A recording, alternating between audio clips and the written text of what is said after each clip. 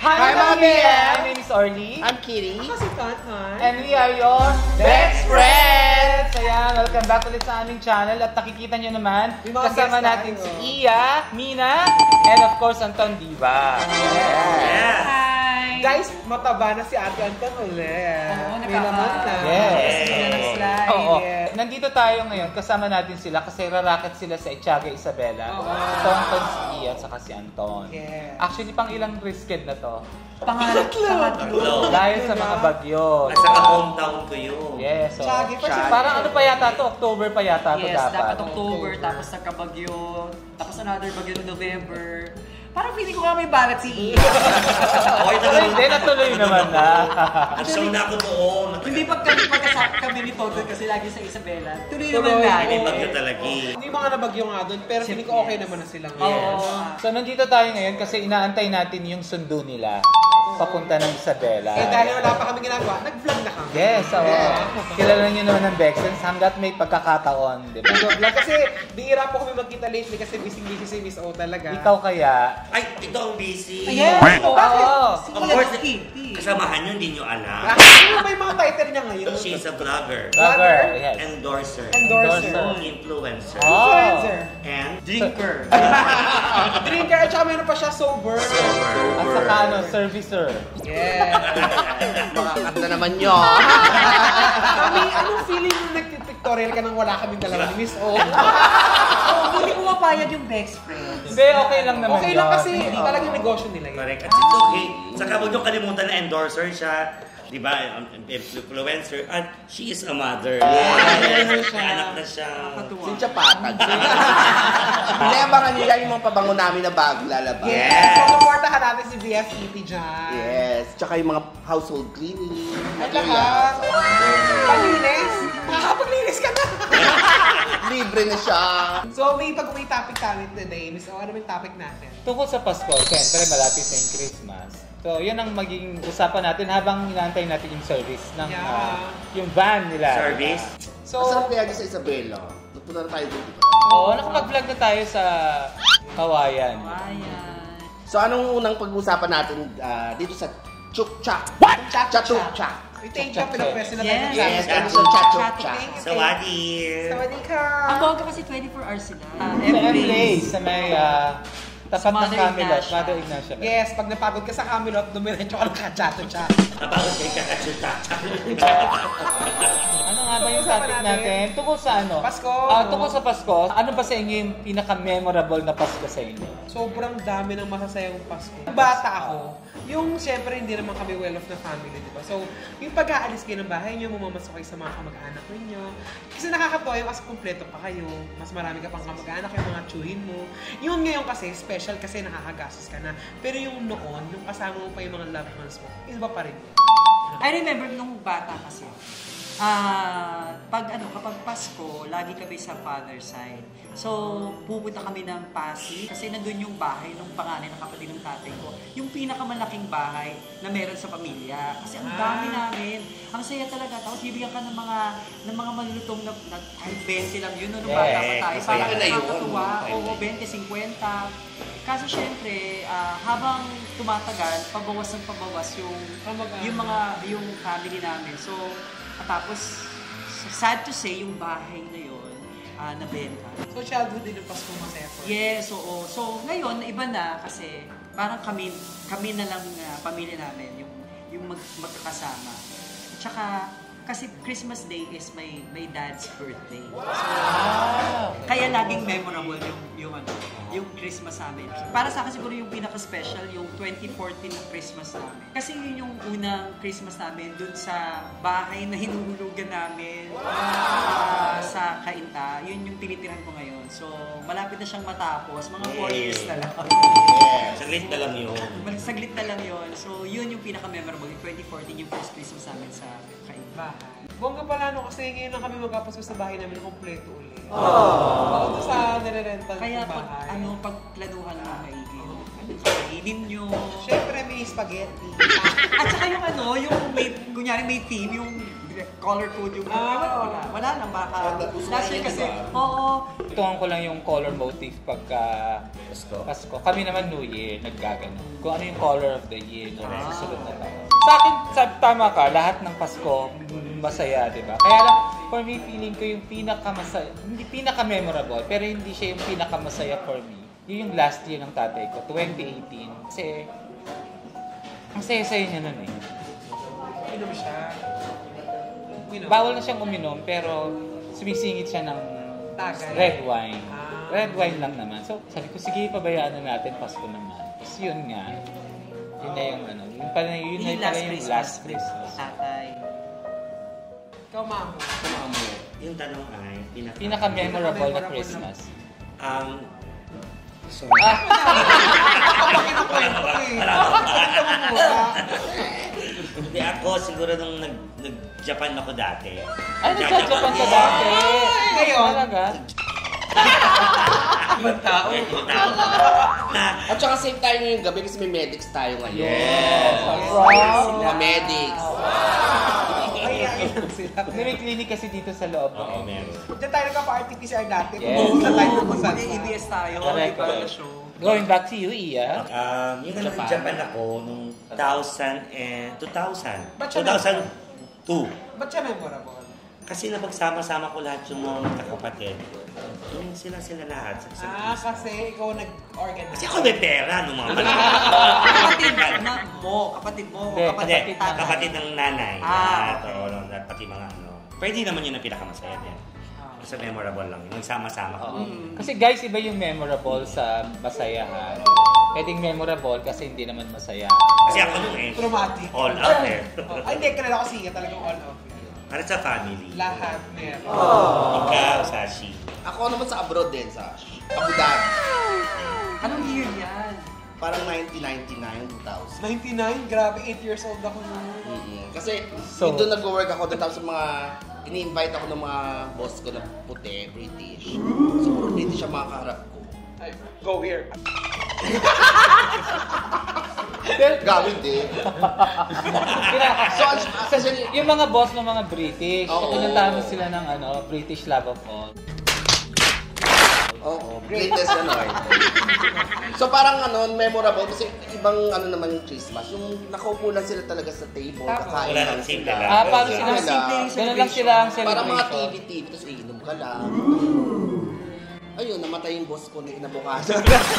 Totoo ba? Hindi naman. Siguro after 2 years Ba yung ginawa mo na boss mo? Yes, matanda. Gitoy. So yun lang, kasi parang kakaiba sa akin. Parang sabi ko sa TV ko na napapanood to, yung mga nasa merong turkey dyan, yung mga ganyan. Namimiss mo yun? Kasi ang tagal mong nag-work sa Middle East. Hindi ko na naman sa Middle East. Eh, paano kung may show tayo sa Middle East? Kung halimbawa, imbitahan tayo sa Middle East, paano hindi ka sasama sa amin? Ayoko na, tatakot na ako. May trauma. May trauma na ako doon. May mga iniwasan po kasi siyang credit card doon. Hindi, charot. Ikaw, Miso, ano naman ang pinakabongga mong na-receive as a gift, nung Pasko? Ang pinakabongga kay Vice. Kasi si Vice pag nagregalo, may out of the country. Tapos sa out of the country niya, may pa-shopping. Doon kayo nabibila ng yung mga mamahaling mga binigyan niya kami ni Kitty ng Givenchy na shoes.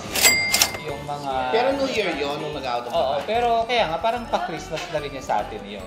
Parang regalo niya sa amin pag-Christmas. Sa maraming gifts na binigay sa akin si Vice pag-Christmas. Yung Prada ko na wallet. Yung Prada na Yung bibigay Prada mo din sa na. akin. Ay, hindi, from Japan yun. Hindi naman Christmas yun. Binigay naman. Hinihingi ko sa kanya.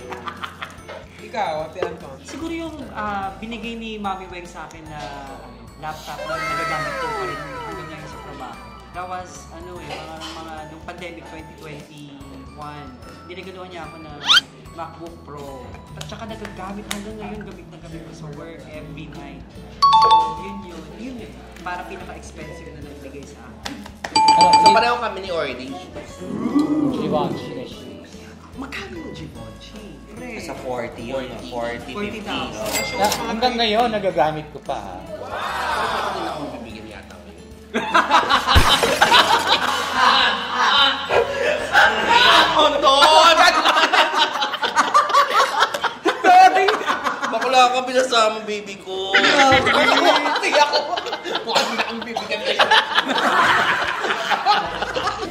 Iya, ano yung pinaka-pricey na na-receive mo as a gift? Parang wala masyado. Meron, si Mami Wen, si Ma'am Wen. Ay, oo, di ba? Last year's Last year. Secret Santa. Yes, so, yun siguro. Pero sa mga ibang friends, hindi ko alam, parang intimidate silang regaluhan. Tayo naman lagi tayo nakaka-receive. Iba kasi magregalo si Manuel. Bukod sa may cash na ampaw, Correct. may paalas na, Tapos may meron pa siyang Hermes na pabango, earpads. Maweng! Manuel, Wala pa pong basto! Diba last year, anong kailangan mo sa bahay? Ewan ko lang kung same tayo. Oo. Anong kailangan nyo sa bahay? Di ba lumipat din kami last year ng bahay? Binigay si mama ng curtains na... Ano tawag doon? Oo. At saka Oo, blinds. tama. Ako naman, Blinds. ang hiningi ko sa kanya, yung sa kotse ko, ano tawag doon? Dashcam ba? Dashcam pala. Ako naman, binigyan niya akong dining table. Bukod pa sa ampaw yun, ha? Grabe mo. Kaya sobrang blessed Manuel, hello naman. po. Ako last Merry year, Christmas. ang binigay niya sa akin, yung malaking Alam mo, pag-usapan na lang natin si Ma'am Wen. Kasi yung malaking basurahan, yung mga ganito kataas. Oo, tsaka yung yung Coleman, para pag mga outing. Oo, kasi mahal din yung Mahal ang Coleman. Ako yung Thank you, Ma'am Weng. Merry Christmas. pinakamahal kong na-receive. Hindi kasi ako mahilig magparegalo ng pere. Gusto ko lagi pabango. Lagi ako nagpapahingi ng pabango. At saka usually kasi, mamahaling gift ako bumibili nun for myself. Cellphone. Yan, mga pwede laptop. nating i-next question yan. Ano yung pinakamahal na nairegalo mo sa sarili mo for Christmas? Ako, ano yun, 2019 Pasko, bumili ako ng set ng diamonds. Earrings, tsaka sing-set. Ah, okay. Yun, pinakamahal ko. Ikaw, Iya. Itong kumuha ko ng kotse, yun yung parang Christmas gift, early Christmas gift sa sarili ko. Yung bago. Hindi na pinakamahal. Oo, yun. Pinakamahal. Nakita mo ba yung kotse ko sa labas? Ano ba yun? Yung e-bike. Tatlong pinagdikit-dikit ko. Pinakamahal yun eh. Ikaw? Ako cellphone, parang last year. Yung cellphone mo, diba? Tatapos na siya! Matatapos na siya! Next month. Yes. Bibila ako ulit. Masira ba? Hindi. Hindi, para kanino. May pagbibigyan siya. Sira kasi cellphone ni. Ako yung siguro mga 2 years, hindi ko na 3 years ago na yata, yung binila ko yung sa pikit mata ako bumili sa United Nude yata na, ewan ko kung nude o neon, United Nude, na yung mga sapatos na yung weird yung design kasi architect ang nagde-design ng shoes talaga. Sa podium ko binili yun eh, yung white na sapatos. Para madumi-dumi, itsura, gano'n. Hindi yung parang parang pang-astro. Yung mga iba. Weird ang mga design. Oo. Yung parang paano kalabaw? Yes, yung parang ang laki ng paa ko dati. Oo. Binili ko yun na nasa siya, parang 27,000.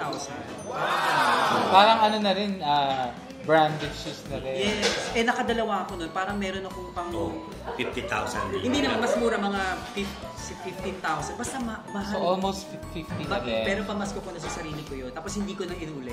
Ako ito naman, yung cellphone, binili ko to 2 years ago, Christmas. Regalo ko sa sarili ko.